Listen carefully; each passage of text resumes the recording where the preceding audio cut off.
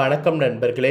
மிக முக்கியமான ஆவணி பௌர்ணமியானது வருகிறது. அதில் செய்ய வேண்டிய சிறப்பு பரிகாரங்களையும் பலன்களையும் பார்க்க போகிறோம். வெல்கம் பேக் டுடே சேனல் நண்பர்களே. இன்னைக்கு இந்த வீடியோவில் ஒரு முக்கியமான மத நம்பிக்கையின் அடிப்படையில் ஒரு ஆன்மீக பரிகாரத்தையும் ஒரு ஜோதிட தாள்களையும் பார்க்க போகிறோம். பார்க்கறதுக்கு முன்னாடி எதை பற்றி இது பார்க்க போகிறோம் அப்படிங்கிறத இன்ட்ரோவில் ஷேர் பண்ணுறேன், வாங்க பார்ப்பீங்க. ஆகஸ்ட் மாதத்தில் ஒரு ஃபைனஸ்ட் நாள்னா ஆகஸ்டுடைய 27ஆம் தேதியை சொல்லலாம். ஏன்னா அன்னைக்கு கரெக்டாக ஆவணியுடைய 10ஆம் நாள் கிழமை வியாழக்கிழமை. நிறைஞ்ச இந்த வியாழக்கிழமை கரெக்டாக அன்னைக்கு பௌர்ணமியானது வருது. வரக்கூடிய பௌர்ணமி அவிட்ட நட்சத்திரத்தில் வருது. ஆவணியில் வரக்கூடிய அவிட்ட நட்சத்திரத்தில் பௌர்ணமி வருவது ரொம்ப விசேஷம். அதுவும் குரு பகவானுக்கு உகந்த வியாழக்கிழமை வரக்கூடிய பௌர்ணமி ரொம்ப ரொம்ப விசேஷம்.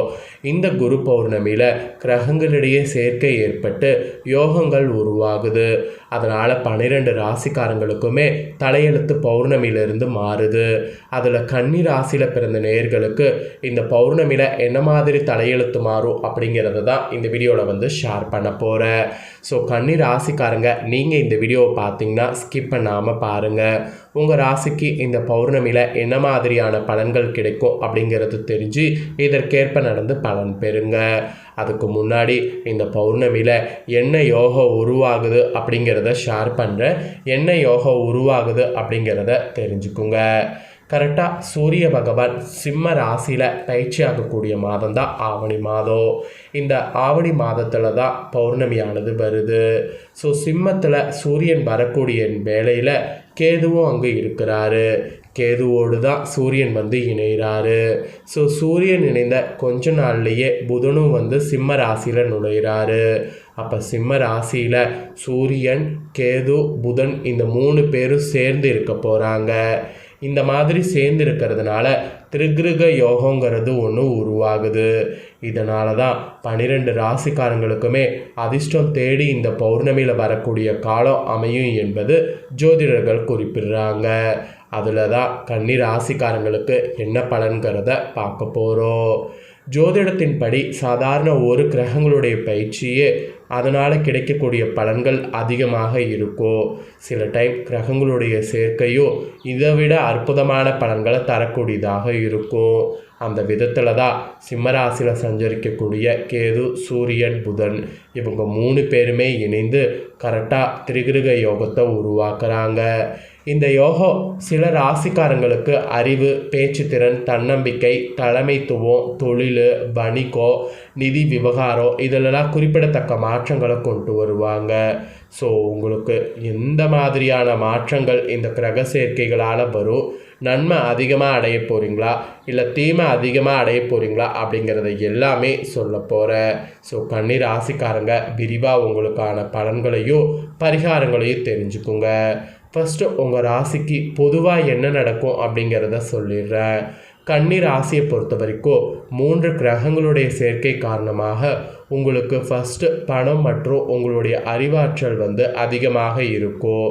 அதனால் போட்டித் தேர்வுகள் சேமிக்கிறதுலாம் வெற்றிங்கிறது உங்களுக்கு அதிகம் பெறுவீங்க. அப்புறம் நீங்கள் செய்யக்கூடிய எந்த ஒரு சின்ன வேலையாக இருந்தாலும் அதில் நல்ல லாபத்தை பெற்று வேலையில் அடுத்த கட்டத்துக்கு போக வாய்ப்பு இருக்குது. வேலையில் நீங்கள் எதிர்பார்க்காத அளவுக்கு நிறைய மாற்றங்களும் நிறைய நேர்காணல்களும் சந்திப்பீங்க. அது மட்டும் இல்லாமல் நீங்கள் செய்யக்கூடிய எந்த ஒரு முயற்சியாக இருந்தாலும் அதில் வெற்றிங்கிறது உங்களுக்கு வரும். அது வேலைன்னு மட்டும் கிடையாது, தொழிலில் கூட நீங்கள் என்ன ஒரு புதிய முயற்சி செய்தாலும் வெற்றி கிடைக்கும். ஸோ வெற்றி கிடைக்கிறதுக்கு அதிகமான சாத்தியக்கூறு இந்த பௌர்ணமியில் உங்களுக்கு அமைஞ்சிருக்கு. ஸோ பொதுவாக உங்களுக்கு இதுதான் குறிப்பிடப்பட்டிருக்கு. இன்னும் டீப்பாகவும் உங்களுக்கு பலன்கள் இருக்குது. அதுக்கு முன்னாடி இந்த பௌர்ணமியில் புண்ணியத்தை சேர்க்க கன்னி ராசிக்காரங்க பர்டிகுலராக செய்ய வேண்டிய பரிகாரம் இருக்குது. அது என்ன பரிகாரம், அதை எப்படி செய்யணும் அப்படிங்கிறத சொல்கிறேன். அதை இந்த வீடியோவில் தெரிஞ்சு கண்டிப்பாக பண்ணி பயன்பெறுங்க. சரி, வாங்க பார்க்கலாம். பிரபஞ்ச பேராற்றல் மிகுந்த நாளாக தான் பௌர்ணமியானது திகழ்கிறது. இப்பேற்பட்ட இந்த பௌர்ணமி நாளில் கன்னிராசிக்காரங்க செய்யக்கூடிய எந்த ஒரு வழிபாடாக இருந்தாலும் அந்த வழிபாட்டுக்கு அதிக அளவில் பலன் கிடைக்கும் என்று சொல்லப்படுது. அதோடு நம்ம வைக்கக்கூடிய வேண்டுதல் விரைவில் நிறைவேறும் என்று கூறப்படுது. பௌர்ணமி நாளில் பலரும் பலவிதமான தெய்வ வழிபாடுகள் செய்யலாம். இஷ்டதெய்வ வழிபாடு, குலதெய்வ வழிபாடு, பெண் தெய்வ வழிபாடு, சிவ வழிபாடு, சந்திர வழிபாடு, நாராயண வழிபாடு, இந்த மாதிரி பலவிதமான தெய்வங்களை வழிபாடு செய்யறதுக்கு உகந்ததாக பௌர்ணமி இருக்குது. ஸோ பௌர்ணமியில் என்ன வழிபாடு வேணாலும் உங்கள் ராசிக்காரங்க செய்யலாம். மெயினாக சிறப்பு வாய்ந்த இந்த பௌர்ணமி நாளில் நான் செய்யக்கூடிய இந்த ஒரு பரிகாரம் நீங்கள் செய்தீங்கன்னா கர்ம வினைகள் நீங்கி உங்கள் கன்னி ராசிக்கு புண்ணியத்தை சேர்க்கும்.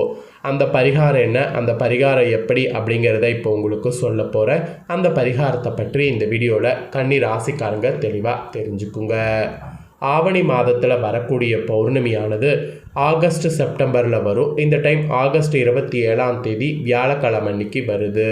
வியாழக்கிழமை முழுவதுமே பௌர்ணமி திதி இருக்குது. மறுநாள் வெள்ளிக்கிழமையும் இருக்குது. ஆக்சுவலி வெள்ளிக்கிழமை பௌர்ணமி முடியக்கூடிய நேரத்தில் சந்திர கிரகணம் நிகழ்கிறது. அதனால் இந்த பௌர்ணமிக்கு கூடுதல் சிறப்புகள் இருக்குது. பொதுவாக பௌர்ணமி தினத்தில் முழு நிலவை பார்த்து எந்த வழிபாடுகளை பரிகாரங்களை செய்ய வேண்டும் என்பது சாஸ்திரத்தில் இருக்குது. அப்படி செய்வதன் மூலம் செல்வ செழிப்போடு வாழ முடியும் என்று சொல்லப்படுது. ஸோ இந்த பௌர்ணமி நாளில் உங்களுடைய பாவக்கணக்க கர்ம வினைகளை குறைப்பதற்கு கன்னி ராசிக்காரங்க பரிகாரத்தை நிலவு வந்ததுக்கு பின்னாடி தான் செய்ய வேண்டும். பௌர்ணமி தினத்தில் மாலை நேரத்தில் நிலவு வானத்தில் வந்த பிறகு இந்த வழிபாட்டை செய்யுங்க. மாலை 6 மணிக்கு ஃபஸ்ட்டு வீட்டில் தீபம் ஏற்றி உங்களுக்கு தெரிந்த ஸ்லோகம் சொல்லி வழிபாட ஸ்டார்ட் பண்ணுங்கள். அதோடு பரிகாரத்தை செய்யுங்க. பரிகாரத்திற்கு ஏதாவது ஒரு இலை தேவை. வெத்தலை, செம்பருத்தி இலை, வாழை இலை, மா இலை, அரச இலை, இந்த மாதிரி ஏதாவது ஒரு விலை தேவை. இந்த இலையை சுத்தம் செய்து விட்டு பூஜரையில் வைங்க. இந்த இலைக்கு மேலே கட்டி வெள்ளத்தை வைங்க. ஸோ விளக்கெல்லாம் ஏற்றிட்டு இந்த மாதிரி வைத்ததுக்கு பின்னாடி இலையோடு வெள்ளத்தை எடுத்துகிட்டு போய் சந்திரன் வந்ததுக்கு பின்னாடி சந்திரன்கிட்ட காமிச்சு நெய்வேத்தியமாக அவருக்கு கொடுத்து ஓம் சந்திர மௌலிஷ்ராய நமக என்னும் மந்திரத்தை 3 முறை கூறுங்க. பிறகு திரும்பவும் பூஜரைக்கு வந்து அந்த வெள்ளத்தை அப்படியே வைங்க. விளக்கு எரியிற வரைக்கும் அந்த வெள்ளம் அப்படியே பூஜரையில் இருக்கட்டும். விளக்கு அணைக்கக்கூடிய நேரத்தில் அந்த வெள்ளத்தை இலையோடு சேர்த்து உங்களுடைய வீட்டு நிலைவாசலுக்கு வெளியே வைத்திருங்க. இரவு முழுவதும் அப்படியே இருக்கட்டும். மறுநாள் காலையில் வாசலை சுத்தம் செய்யும் பொழுது அந்த இலையை எடுத்து ஓரமாகவும் கால்படாத இடத்துல போட்டுருங்க. இப்படி இரவு முழுவதும் வெள்ள நிலைவாசல் இருப்பதன் மூலம் அந்த வெள்ளத்தை உண்பதற்கு எறும்புகள் நம்ம வீடு தேடி வரும். வெள்ளத்தை சேகரித்து செல்லும். இப்படி பௌர்ணமி நாளில் எறும்புகளுக்கு நீங்கள் தானம் செய்வதன் மூலம் உங்களுடைய கர்ம வினைகள் படிப்படியாக குறைவதோடு உங்களுக்கு புண்ணியங்கள் உண்டாகும். ஆக்சுவலி தானத்திலே சிறந்தது அன்னதானம். அன்னதானம் என்பது மனிதர்களுக்கு மட்டும் செய்யக்கூடியது அல்ல. உயிருள்ள எந்த ஜீவனுக்கு வேண்டுமானாலும் வயிறு நிறைய உணவு தருவது அன்னதானம். அந்த வகையில் ஒரு எளிமையான பரிகாரத்தை செய்து கன்னி ராசிக்காரங்க உங்களுடைய கர்ம வினைகளை குறைத்து கொள்ளணும் அப்படிங்கிற நோக்கத்தில் இந்த பரிகாரத்தை சொல்லியிருக்க.